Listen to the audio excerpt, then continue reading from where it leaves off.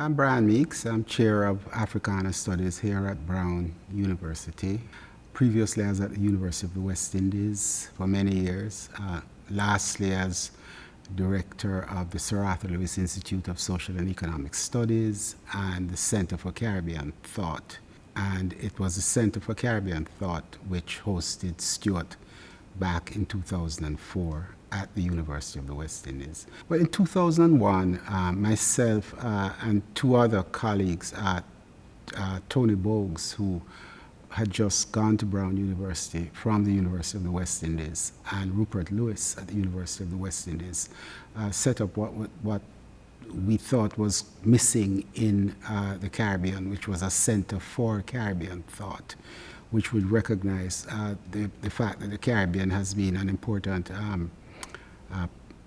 place center for the development of a variety of critical, both pre-colonial and post-colonial thought in the 20th century in particular. And we felt that what we should do is begin by recognizing a number of critical people who had been missing from that tradition or underappreciated or were not sufficiently understood to be Caribbean.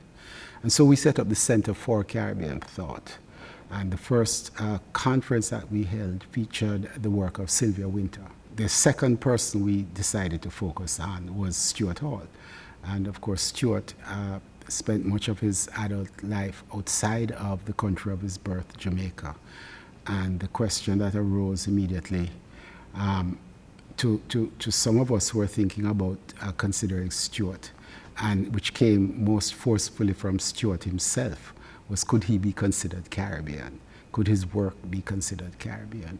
And we thought that the very question itself was at the heart of what we would try to do in our second conference, which was to feature Stuart Hall and to speak about Stuart Hall from a Caribbean perspective, from the place of his birth, but also at a period in his life when he was sufficiently far advanced in the work he was doing to be able to reflect in a substantial way on what he had accomplished and perhaps what he had left to accomplish. So our second conference in what we call the Caribbean Reasoning Series was in honor of Stuart Hall. A word on the notion of reasonings, it wasn't the Caribbean reasoning, it was a Caribbean reasonings, which is a sort of Rastafari term, which refers to a gathering of people to talk about their condition. And therefore it has a different resonance in it. So we gave the series in which Stuart spoke that title to connect with the popular idiom, but also to suggest that the popular idiom carries us beyond the typical intellectual gathering and involves a deeper level of trying to connect with a body of thought. So that was the 2004 conference. And so we organized this conference, which represented an interesting coming together of not only people interested in Stuart's work, but parts of Stuart's life, including students who were with him at Birmingham, including people who went before that and his New Left associations in the period in the late 50s and early 60s, including students and faculty from the United States who had been influenced by Stuart's work, and other parts of the world, including from Africa and from Europe and South America. And at the heart of it was, of course, getting him to speak to a younger generation of Caribbean scholars who were using Stuart's work, but using it as one would use a chapter of a book in the reading room of a library, and not intimately understanding that Stuart had come from their own context and had developed out of that context and was still tremendously influenced by the peculiar juxtaposition of social forces of which he came from, of which Jamaica was. So that was a very important, indeed central part of the dialogue. We held 8 conferences in the Caribbean Reasoning Series between 2001 and 2010. And that was in many respects perhaps the most poignant because of this missing son who had come back and who was telling his tale of travel. Almost like a prodigal son. It had that quality to it. But at the same time, a tale of travel which explained a lot about the Caribbean, but also explained and led people to understand a lot more about Stuart himself.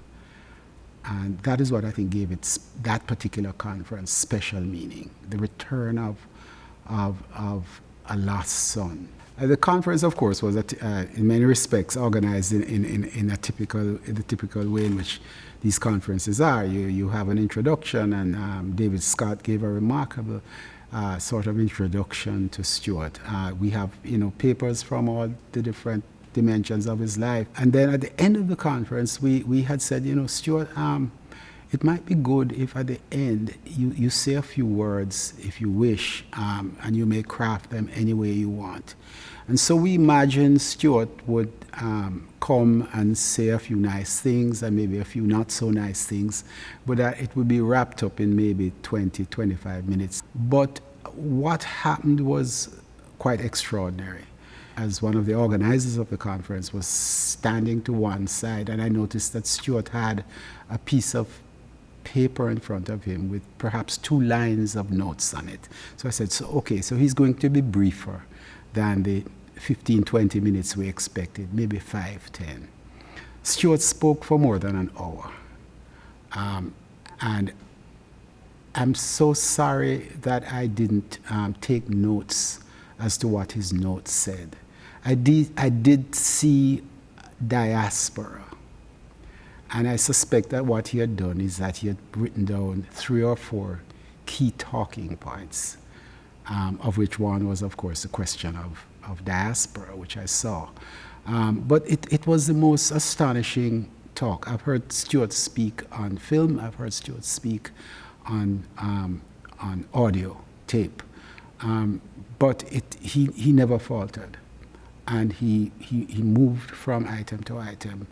And at the end of it, there was a stunned silence and then sustained applause. I think he sensed, and one says this perhaps less carefully now that he has passed, that he may not have had many more chances to speak in the land of his birth again. And here he had a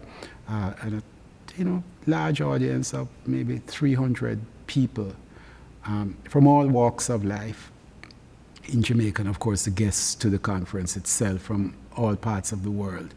And he was not going to have the opportunity to quite address them again, and not to address them in a conference about Stuart Hall. And so he very carefully chose his words and sought, I think, to encapsulate what Stuart was about and what he had been about these past decades, and did it brilliantly. And at the end, the applause was deafening, but just not because he had spoken well, but because he had somehow risen to another level and had encapsulated a life. And that, I think, is what made that outstanding.